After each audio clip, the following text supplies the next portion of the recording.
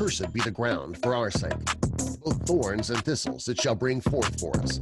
For out of the ground we were taken for the dust that we are, and to the dust we shall return. The From the Dust podcast features people who have had life-changing experiences. Here they share their stories and testimonials about how God can move and change a person's life. Welcome to the From the Dust podcast. Take a listen. Open your hearts and ears. Here's your host, James Science. Hello, and welcome back to From the Dust podcast. I'm your host, James Science. Whatever you are and whatever you do, hope you're highly favored and highly blessed. If you have a story or testimony you would like to share, go ahead and hit me up at From the Dust podcast at outlook.com. That's From the Dust podcast at outlook.com. Stories need to be told. Voices need to be heard. Today, my guest, she's a speaker, author, and a relationship designer. She's here to talk about her ministry and her works and her testimony. Let's welcome Angela Walker. How are you, Angela? I am fantastic, James. Thank you so much for having me. Thank you for being a part of the show. I tell everybody, I've seen every guest I have so far has a different background, and they just come at the right time. You know what I mean? They come at the right time. They come. My last guest, she had gone through some childhood rape and things like that. And you come in and I believe you're gonna be able to speak to my guest and help them through relationships. And what do you have to say? So we're gonna get right into the interview. For my listeners and viewers, can you tell us where you grew up? Yes, I grew up in Fort Lauderdale, Florida, sunny South Florida, and we moved around a bit, but we still stayed in Florida. Yeah, sunny Florida. Beaches. Yeah, just like the West Coast. I grew up. I'm not living in Central California, but I grew up on the West Coast, LA. So we got the beaches out there. So, okay. yeah. Nothing like the coast. And that's sunny in the water. That's the best thing about California. Yes. So you understand. Oh yeah. So I want to get everybody that comes in, they have some kind of background, some kind of story that they went through. Not everybody goes through some drastic things. Some people grew up in ministry. Some people went through some heavy things. Can you tell us about your background in your life, what you went through? Sure, absolutely. Growing up in my childhood, I grew up in a home where it was a lot of verbal abuse, physical abuse with my mom and dad. They're still together, but I grew up in that scene. And the reason I start off, James, with that story is because it would actually help you understand where I am now. Seeing all of those things and how it was happening in the home, of course, I don't think anybody would be happy about it. I didn't pretty much understand it. But one thing I thought is that that's how you relate. That's how you communicate. When you get angry, maybe you'll break a plate and break a dish, or you use profanity or whatever it is. I did not grow up in a Christian-based household. So we were not really following the things of God because we were not taught the things of God. What was ironic about my story is that I grew up, and when I was 21 years old, I actually married, and we started a ministry. The man that I was married to, I was in a 14-year marriage, James, that ended actually in infidelity, verbal and emotional abuse. However, the story was happy the first 10 years. I married, he became a pastor because his background was a faith-based background. And it definitely worshiping the Lord Jesus Christ. And I bought into that, and I still do. Jesus Christ is still my savior. And we ran a ministry. Well, during those happy times, I had the cars, the homes, the ministries, anything that you would probably imagine having in a marriage. I had that.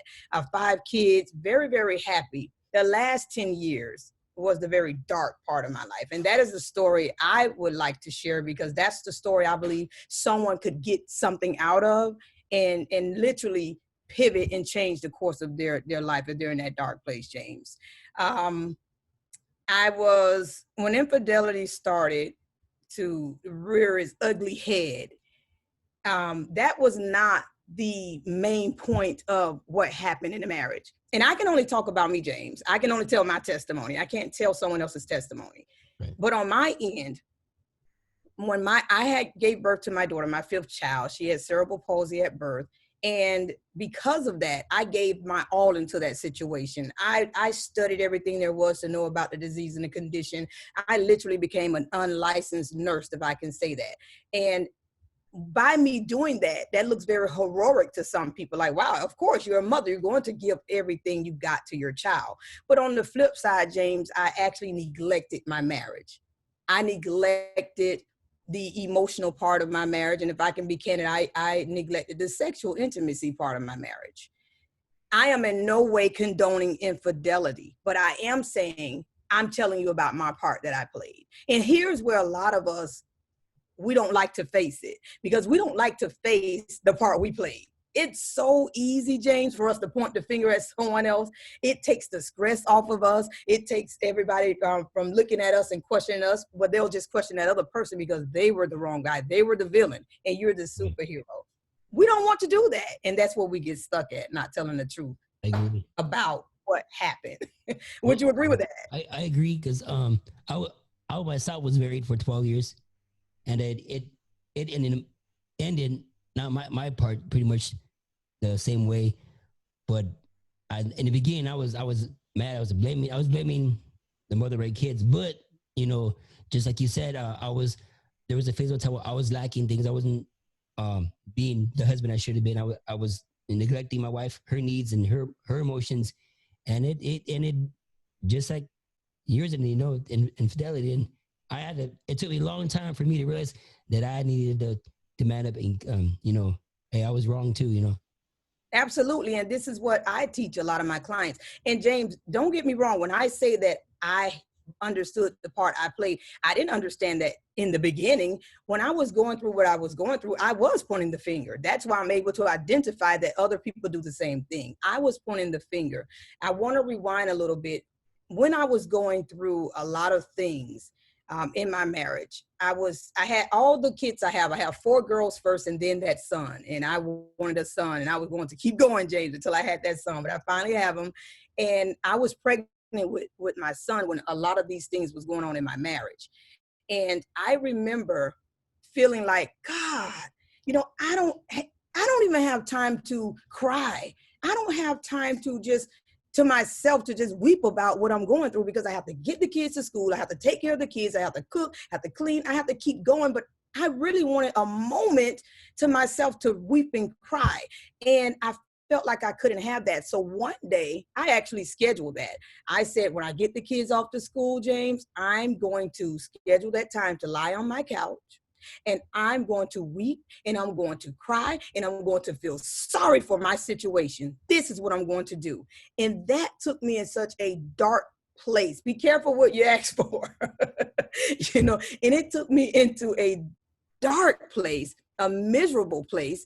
And when I went through that, I flipped it one time, and this was out of a game I was going to play with myself. I said, well, Angela, if you could schedule time to cry and be depressed and be sad and feel sorry for yourself, could you really schedule time to be happy?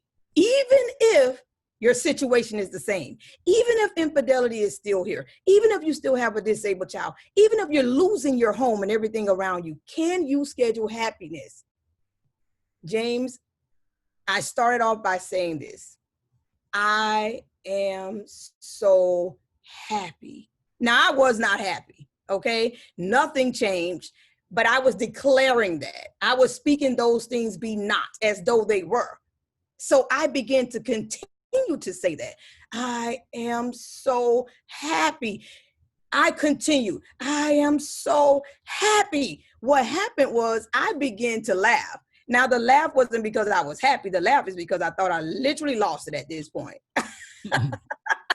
Well, I said, hold on. I'm laughing, saying, if anyone catches you like this, if anyone catches you doing this, they are going to literally declare that you have lost it, and they're going to send you off to like a mental institute. So that started the laugh. the original laugh. But then I continued to say it, James. I continued to say, I am so happy. And I continued, and I became happy for real. I began to remember, things started coming back to my remembrance of why should I be happy? I began to think, hold on, you're carrying that son you always wanted. You're carrying that son that you prayed for. Then I began to get happy. Oh my God. I was happy that all of my kids are healthy and they're okay. All of my kids are doing fine. I began to get happy. James, it is amazing how you can do a simple declaration and change the state of your mind, your entire mindset. It was no doctor that came in. It was no therapist, and I'm not knocking them. I am a relationship designer coach, but I am saying the power of your words makes a difference. Yeah, I agree. Sometimes I feel down because I put myself, I can admit it, I put myself sometimes like, man, this week is horrible. I just don't feel right. You know, I'm feeling depressed and I speak it into my mind and I start to feel depressed. But then I think about it, you know what? There's no reason for me to feel the way I feel. You know, I'm healthy. You know, I'm employed. I got good health. I got my kids in my life and I continue to have in my life. And that's, I says, you know what? You should be happy. You know, you have everything you ask for in your life. You know, you're not, you know, you're working, you got income, you know, you got friends around you.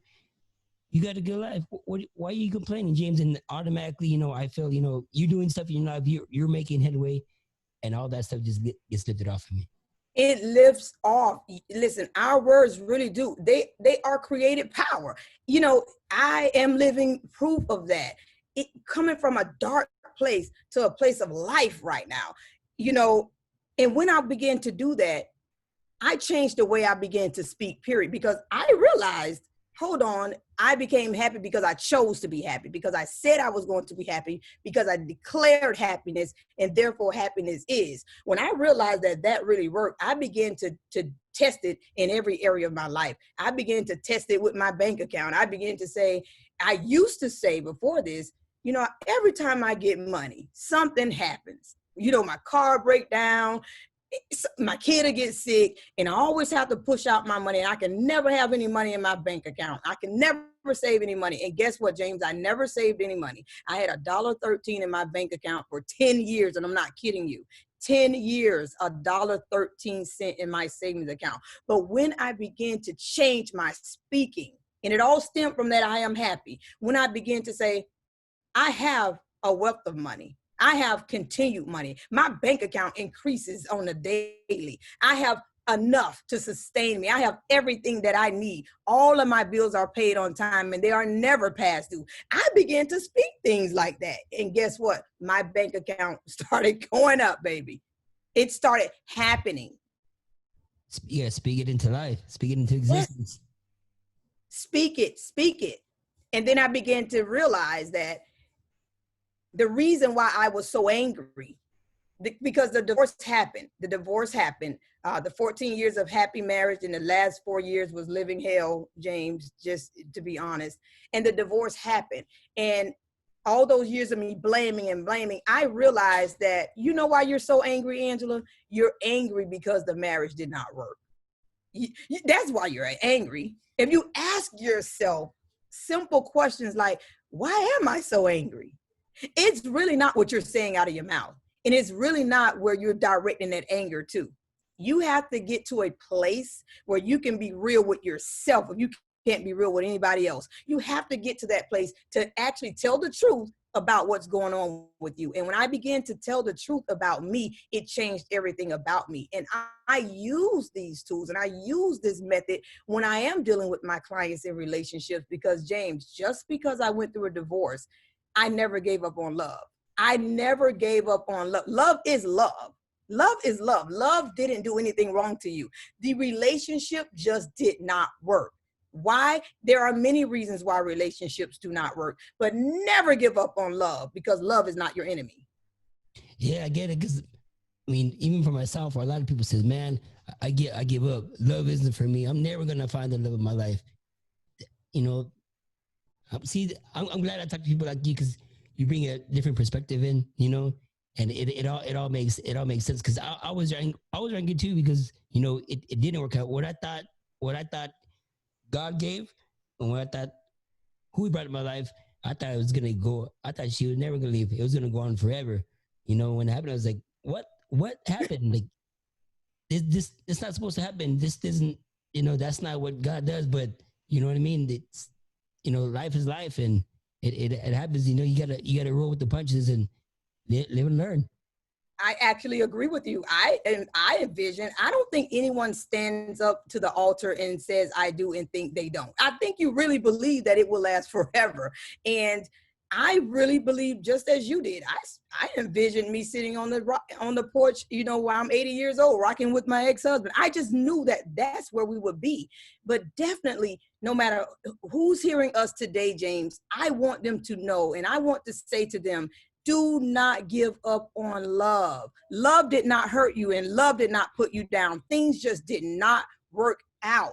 It will be okay. A lot of times with my singles, because I work with singles as well as couples, a lot of times my singles are saying, why do I keep getting the wrong, hooking up with the wrong people? Or what am I doing wrong? What am I doing wrong? And a lot of times, James, I have to help them understand that in most cases, the only thing you're doing wrong is choosing the wrong people.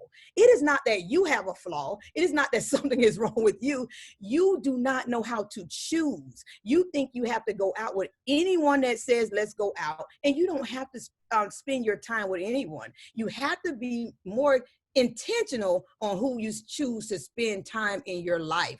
I created a freebie, James, for people to start asking questions. It's 51 questions you should ask within the first 21 days of getting to know someone. Not before, this is before you lay down in the bed with them. This is before intimacy comes.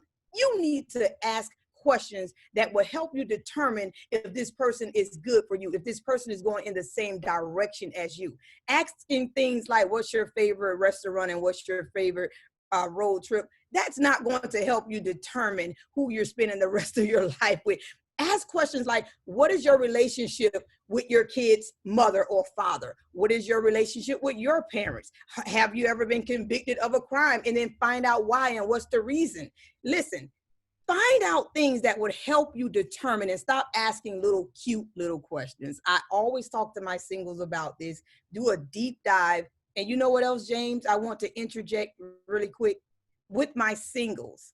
A lot of times they say to me, I want to be in a relationship. I want to be in a relationship and I'm ready.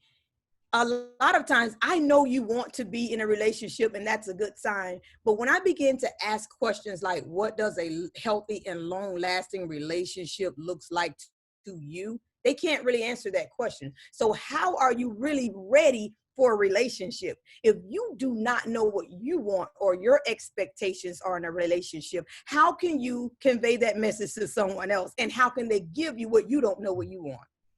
Man, I'm glad you're saying what you're saying, because you're speaking to me right now.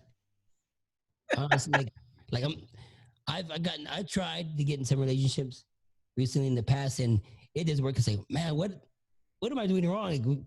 I try to be nice. I'm trying to be a totally different person that I was, because I learned through my mistakes. So I was like, well, I'm gonna do this, so I'm treat this person this way, or I do things different, and it just doesn't work out for some reason. And then I was like, man, what am I doing wrong? Or like, is it the way I act, the way I talk, the things I do? It just, and I sometimes say, I want a relationship, but then sometimes like, do it or don't I? Is it just me wanting to not be alone? Thank you for being honest, because this is another thing that we deep dive. What I do with the singles is the same thing. Do you want a relationship, or you just don't want to be alone? Because there's a difference. A lot of times we have to be honest, and we have to know what we want, because some of us are so independent. We say we're ready for a relationship, but when someone enters our space, now we're saying, hold on, I do this on Tuesdays and I do this on Thursdays, but maybe Tuesday and Thursday works for them. You're not considering the fact that you're going to have to do a lot of compromising when you get into relationships. And just to speak to you directly, it doesn't necessarily mean that you're doing anything wrong, James. It could mean that you have to start asking probing questions that would allow you to say, I will connect with this person. We need to stop connecting so fast. stop connecting, get to know people a little bit better. And a lot of times, if you just go to their family gatherings, that could sound strange to somebody, but go to the family gatherings before you really hook up and pay attention to how the family interacts. Pay attention to their morals, their values. Pay attention, because you can learn a lot about a person just by being around their family. But this is something that singles try to shy away from. Well, if we're not serious, I don't want to meet the family. It's not about that. It is about you going inside of their world and you checking out the way the world looks to them. Because a lot of times we are influenced by our environment. And if you can pretty much tell what this person is about just by seeing how they interact with their families. I am a relationship designer coach. And what that means is I believe and I know there are no two couples the same, James, and there are no two individuals that are the same. I do not have a cookie cutter plan for your relationship. I design what looks right and healthy for James, for example. I don't worry about what your parents think and what your friends think. I do a deep dive into who you are, and we discover what is a perfect love match for you. Just because someone looks good on the outside doesn't mean that's the right person for you. So I go real deep with my singles, and a lot of times they find out they're not really ready for a relationship. And that is surprising to a lot of people, but it helps them say, hold on, let me pump my brakes and let me check the blind spots. Because if you're not ready, you'll run off into that lane, in that lover's lane, and something may hit you. And that's what you want to prevent. So sometimes I believe I've let some good people go because I thought, well, I want this, and I'll get close to somebody, and to be honest, sometimes when I stopped being attracted to them, but I knew like something was telling me in our heart they had the right heart, and then they would treat me right, but my mind would tell me, you know what, you're just gonna get tired of the way you look, so you just might as well stop it. And I think about it, I said, man, I shouldn't treated this person different because this person was real good to me, and it was what people tell me, that's the person you should have been with.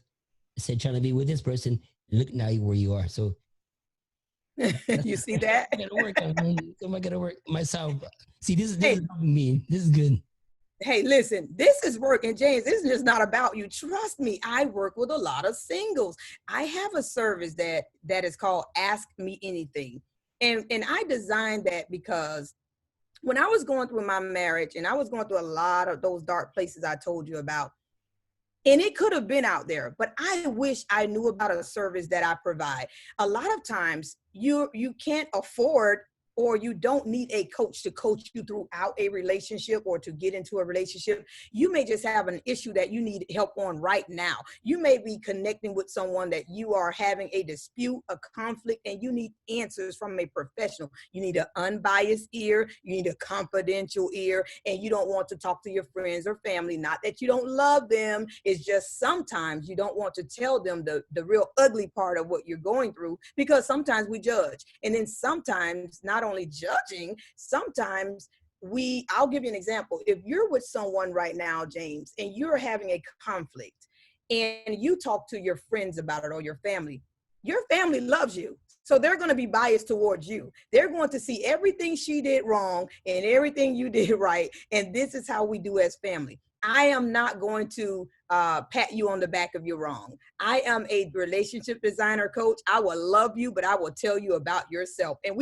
and all of that is because I want you to make the right choices. I want you to make the right decisions. So I created an Ask Me Anything. You schedule a call with me, you discuss your relationship issues, we do a deep dive into what you're looking for, and we begin to build on those things. I made that very affordable because everyone cannot really afford a coach long term, and this is the thought process behind it. Ask me anything before you jump out there and make a decision. Ask me anything, and let's search throughout those things. I like that. I like where you're coming from, because I not only I want my listeners to hear people's backgrounds, hear stories, but I want them to learn, and I want them to seek help, and that it's okay to seek professional help. It's okay to hear people's opinions and get their thought on lives, because this podcast is it's based on testimonial stories, but I'm slowly bringing in other people that have stories and backgrounds that are able to do things and that are professionals, that are counselors, that are teachers, that my listeners that aren't in the area that are seeking help, that are seeking guidance, they can turn to somebody and say, "Well, I heard this on the podcast, and yeah, I can go get the help." You mentioned Angela that you're an author. You Yes. want to talk about that? Yes, I am the author of How to Resolve Any Relationship Issue. And I mean any issue. And the book came about, James, because years ago, before I became a relationship designer and coach, I had an issue with relationships myself. And I'm not talking about just intimate relationships. I'm talking about business relationships. I'm talking about family, friends relationships. And because so many was ruined, me personally in my life, I had to take a step back and say, what are you doing wrong? Because it can't be everyone else. If you find yourself in a position where everyone else is running away from you, take a look inside. Take a look inside. You can't keep blaming everyone else for what you do. And I realized that I had a really bad approach to conflict. If I felt you offended me in any way, James, you would know it right on the spot. I would handle that right there. And it was off with your head. And I didn't handle it in a very good way. And I realized that I was losing friends. I was losing people. And I had to figure out why. When I began to see, here's how you effectively communicate to others. Here's how you effectively resolve conflicts. And I began to put that emotion into practice. I began to be able to address issues, address things that I was offended by, address things like, hey, I deserve a raise on this job. How do I appropriately come and ask for that raise instead of saying, hey, I work all this time and I put in all this overtime and you see the things I do. I need a raise. I mean, I haven't had a raise in 2 years. That is not how you resolve a relationship issue. I found out how. I put it in a book. And James, the book is about 56 pages on purpose because I wanted you to be able to identify yourself in these scenarios that I put in the book. And I wanted to give you tips and techniques on how you can apply this to your life and begin to salvage relationships all around you. That's a good topic. Something I'm gonna have to read myself. I could sure use it. I know some of my listeners can use it. I know I have an array of listeners, friends and family, and other people that I met that has messaged me. I take heart. Listen to what she's saying. We want that. You want those answers and want those. Don't be afraid to ask some questions. Now, where's your faith at now? And how do you use that to speak to people that do you go at as a do believers? You probably get an array of people that come to you. Like me as a believer, if I'm going to come to you and seek guidance to another person who's not a believer, do you come out there different or do you just come out there the same? It is the same. Listen, it is the same. Whether people want to believe it or not, God created all of us. And I don't have to come at you in a religious way, but I will come to you in his way. And I will come to you because there are foundational truths in the word. And we know that. And there are practical truths. Relationship is relationship. And this is why I often say, love is love. Love didn't hurt you. Love died for us. Love gave itself for us. So I come at you the same. It is not important to me what your faith is. What is important to me is helping you salvage your relationship. What is important for me is to help you connect with someone that meshes well with you and your lifestyle and whatever your beliefs are. I approach it in an individual way. I am not biased. You may not believe what I believe, but I know one thing, James, we all believe in love and we all want someone in our lives. And effectively communicating this is very, very important. We're doing a lot of talking, but we're not effectively communicating. I often tell this joke, James, that there was a wife and she said to her husband, honey, our next door neighbor, every time he goes off to work, he kisses his wife and he tells her he loves her. How come you never do that to me? And he said, how can I, honey? I barely know the lady. You see? We're all communicating, but are we effectively communicating? James, you know what she meant. If she left out a couple of words that was very vital to the conversation, she should have said, how come you never do those things to me? I teach you how to effectively communicate in relationships, because believe it or not, that is almost the number one thing that are tearing our relationships down. We're talking about one thing and we mean another thing. You're talking about her girlfriends that she's hanging out with, and you're talking very down about Kimberly and Stacy. But what you're really trying to say is, I feel that I'm not enough for you. I feel that you need your girlfriends to have fun. I'm a little jealous. I'm a little hurt. We're not really talking about what we're really trying to say, because we have not learned the skill of effective communication. And I teach that very well. Well, I wish I would have knew that a couple years ago. That's for sure. But I'm learning every day. I'm learning now. So when God finally, or if He does finds it fit to bring the one my way, I know what to do and how to do it right this time. Yeah, we're gonna get you right. Don't worry. Hey, I'm all up for it. Even if if it comes, it comes not. I'm just honestly, I'm just focused on my kids, on this podcast that I got going on. That's what makes me happy, really.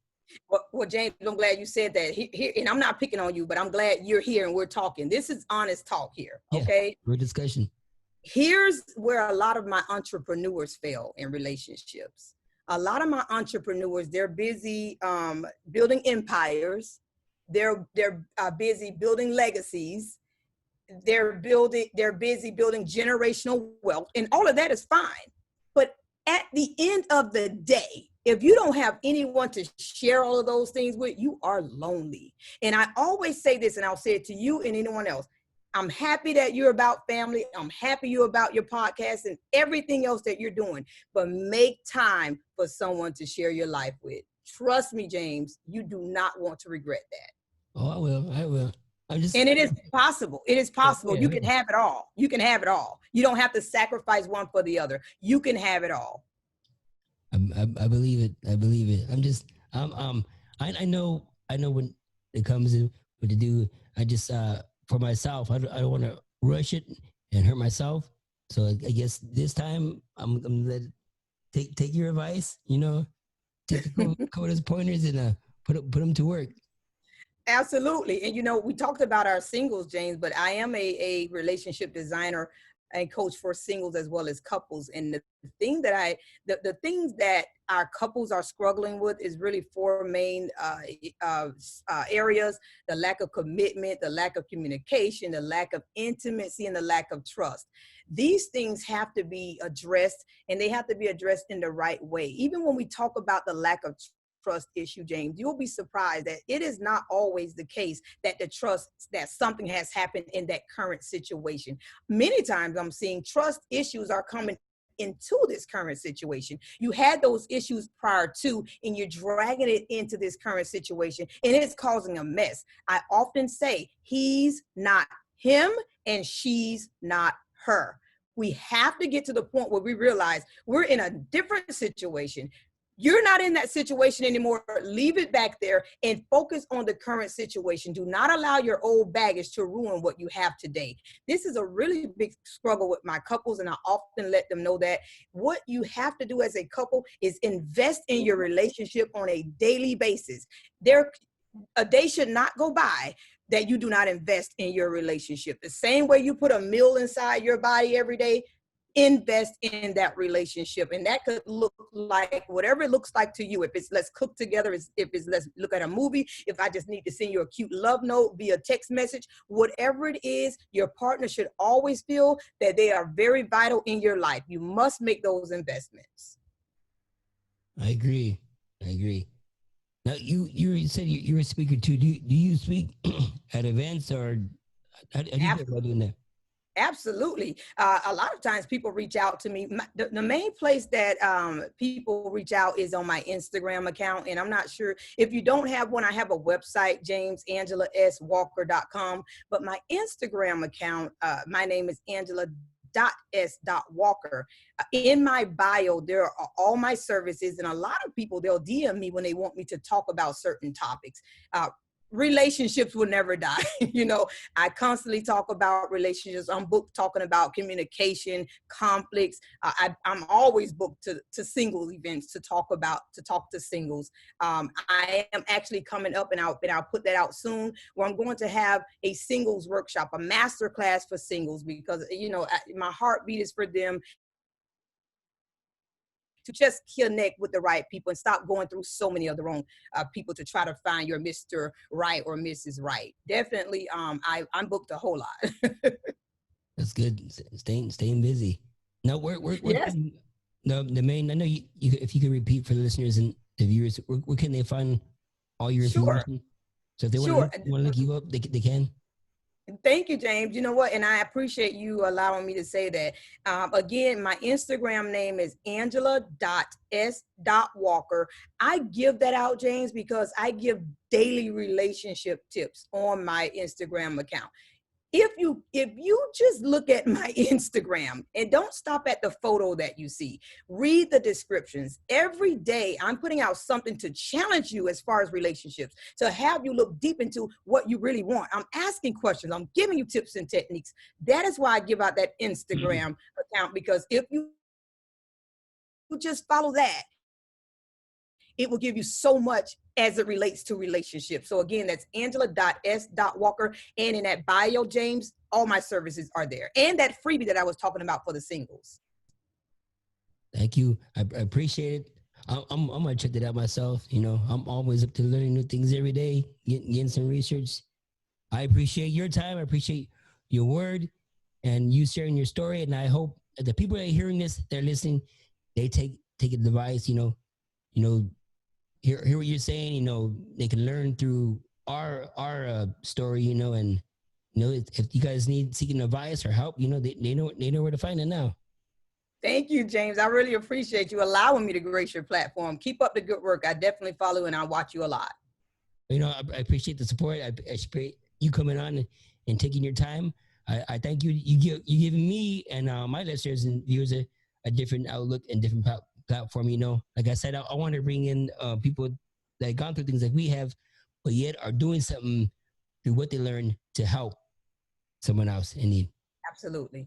Absolutely. So we're gonna go and call that an episode, and I'm gonna go ahead and send us out. You be blessed and you have a good day.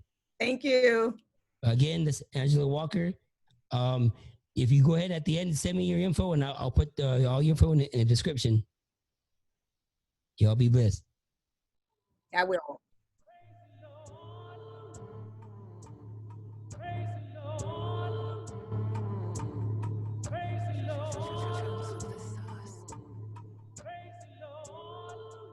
Therefore, if any man be in Christ, he is a new creature.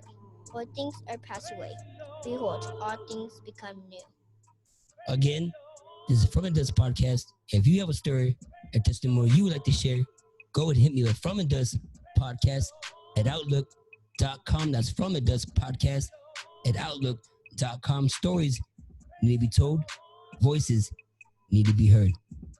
The best way you can do to help us out is like, share, subscribe on the platform of your choosing. I'm on Apple, Spotify, and Google. Give us a 5-star rating and an honest review. All that does is help us reach out to a broader audience so more people can see us. Be blessed.